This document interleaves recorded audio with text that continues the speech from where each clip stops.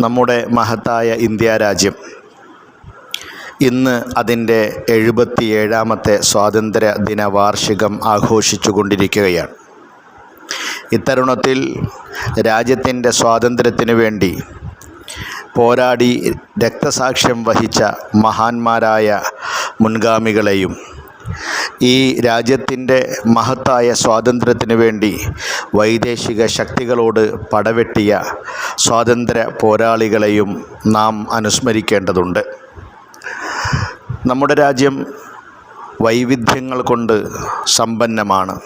വ്യത്യസ്തമായ സംസ്കാരങ്ങളും വ്യത്യസ്തമായ മതങ്ങളും വ്യത്യസ്തമായ ജാതികളും വ്യത്യസ്തമായ വർണ്ണങ്ങളും ഉൾക്കൊള്ളുന്നതാണ് നമ്മുടെ മഹത്തായ രാജ്യം.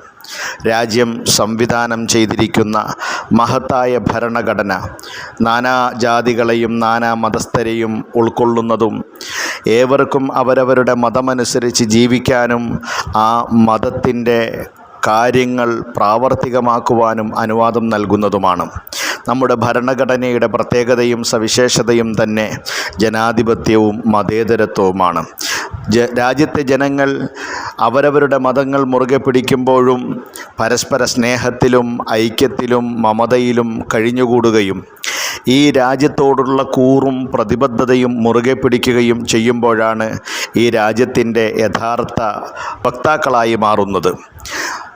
ആധുനിക ഇന്ത്യൻ സമൂഹത്തിൻ്റെ ഏറ്റവും മഹത്തായ ഉത്തരവാദിത്തം രാജ്യത്തിൻ്റെ ജനാധിപത്യ മതേതരത്വ മൂല്യങ്ങൾ മുറുകെ പിടിച്ച് രാജ്യത്തെ കീറിമുറിക്കാനും വെട്ടിമുറിക്കാനും മതത്തിൻ്റെ പേരിലും വർഗത്തിൻ്റെ പേരിലും ഒക്കെ കലാപങ്ങൾ സൃഷ്ടിക്കുവാനും ശ്രമിച്ചുകൊണ്ടിരിക്കുന്നവർക്കെതിരെ ശക്തമായി രംഗത്ത് വന്ന് രാജ്യത്തിൻ്റെ ഐക്യതയും അഖണ്ഡതയും മുറുകെ പിടിക്കുക എന്നുള്ളതാണ്. അതിനായി നമുക്കെല്ലാവർക്കും ഒരുമിച്ച് കൈകോർക്കാം. എല്ലാവർക്കും അന്നജും അലുമിനി അസോസിയേഷൻ്റെ സ്വാതന്ത്ര്യ ദിന ആശംസകൾ നേർന്നുകൊള്ളുന്നു.